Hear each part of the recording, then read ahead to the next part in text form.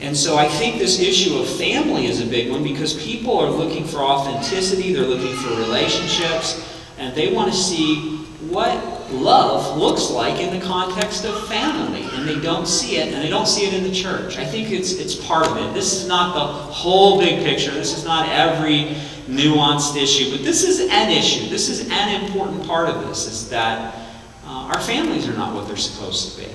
That our families are kind of a mess within the church culture.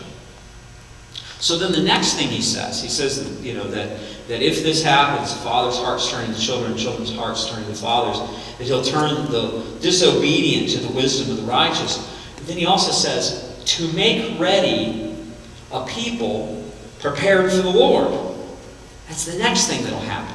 If this father-child thing happens, then he says, this will make ready a people prepared for the Lord. Well, what does that sound like? To me, it sounds a lot like God's macro plan, like this vision that he's had throughout all time and eternity, that people set apart for himself, prepared for him, prepared to meet him, prepared to be his people on this earth.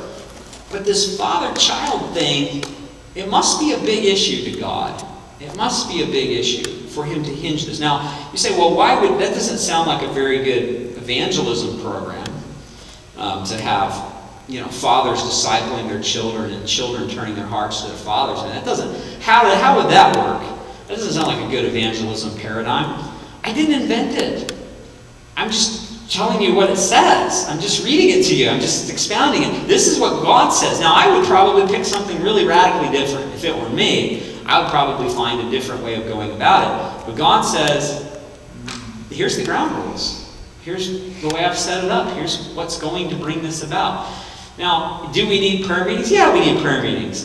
Do we need evangelism? Yeah, we need evangelism. We need all those things. I'm not downplaying those, but I'm saying, apparently, from what I see in Scripture, if we're doing all those things and we don't have the family, if we don't have a godly family, if we don't have the Spirit of Christ changing our own individual hearts and then having that play out within the life of our family, we're not going to see revival in the church. We're not going to see revival in the land. We need to see revival. We need a turnaround. We need a turnaround in our nation. We need a revival in our nation. But revival in the nation begins with revival in the church. And revival in the church begins with revival where? In the home.